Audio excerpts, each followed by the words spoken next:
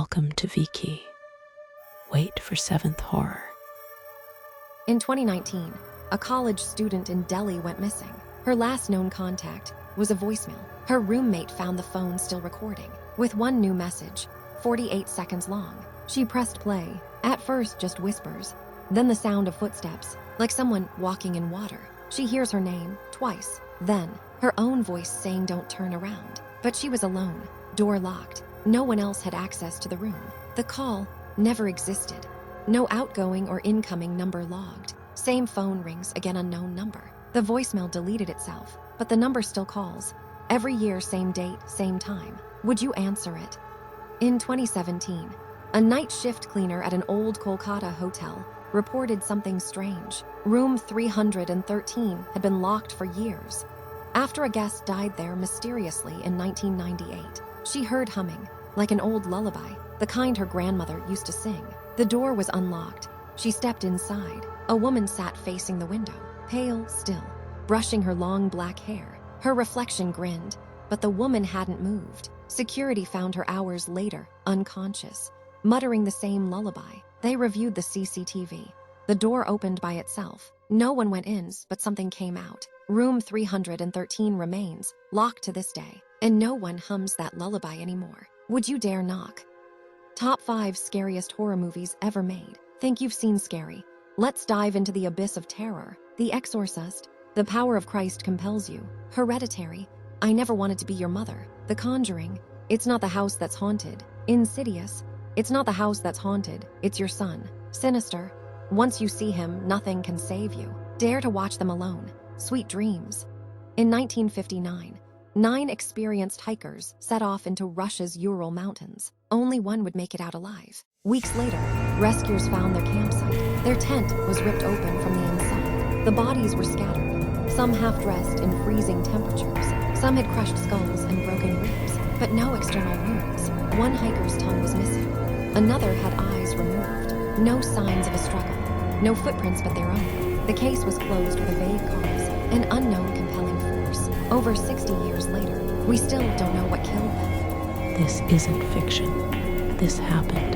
In 2012, a woman vanished after checking into room 200. And 3 of LA's infamous Cecil Hotel. Days later, guests complained about low water pressure and a strange taste. Staff checked the rooftop tanks and found her naked, decomposing body inside, sealed from the outside. Security footage showed her in the elevator, pressing buttons, hiding, acting like something invisible was chasing her. No trauma, no drugs, no explanation. Locals say the hotel is cursed. And now, her ghost. Staff still report red water, moving shadows, and elevators that run by themselves. In the misty hills of Himachal Pradesh, a bus swooned through narrow roads under a blood moon. Only one passenger remained, a woman draped in a red sari, her face hidden. The driver, Rajiv, glanced at the rearview mirror. She hadn't moved in hours. "Madam, last stop," he called. No response. He turned to look. Empty seat. Chilled, he stopped the bus, stepped out to smoke, and saw crimson footprints leading from the back into the forest. Then the bus door creaked. Rajiv turned. She was sitting in the driver's seat, her veil lifted. No face, just a gaping black void. The next morning, locals found the bus at the edge of a cliff, empty, engine running, and every full moon since. The bus returns, engine purring. Red sari folded neatly on the driver's seat. No one drives that route anymore, not since the last passenger. There's a story going around, an old urban legend. If someone knocks on your door at 3:17 a.m. and asks for help, don't answer. Jess thought it was just a myth until she heard a knock. 3 slow knocks, right at 3:17. No one should have been there. She looked through the peephole. No one. But then, a voice whispered from the other side. "Please help me, I'm lost."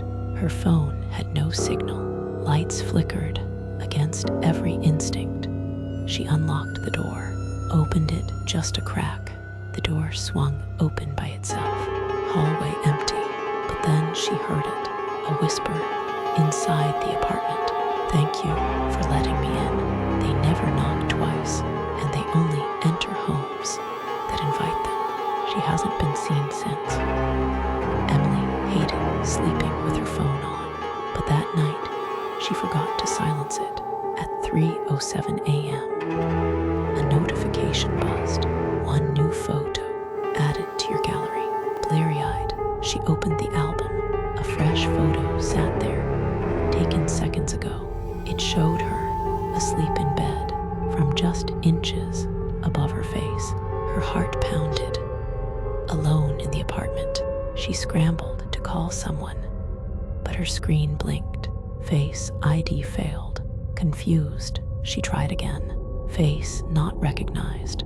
She slowly turned toward her mirror. Another face was looking back, smiling behind her, and then darkness. Maya checked into an Old Hill Station hotel, room 13, the only one left. The room was fine, except for the mirror, tall, antique, and covered with a white sheet. A note was pinned. "Do not uncover the mirror after midnight at 12:03 a.m. Curiosity won. She pulled the sheet off. Nothing happened at first, but when she looked in again, her reflection didn't copy her. It stared, then smiled. Maya froze. Then her reflection raised its hand and stepped out of the mirror. The next morning, hotel staff found Maya smiling in the mirror, begging to be let out. Some reflections don't want to stay reflections. "Last night, I was brushing my teeth, just like always, but when I blinked, my reflection didn't. I didn't smile. I ran to bed.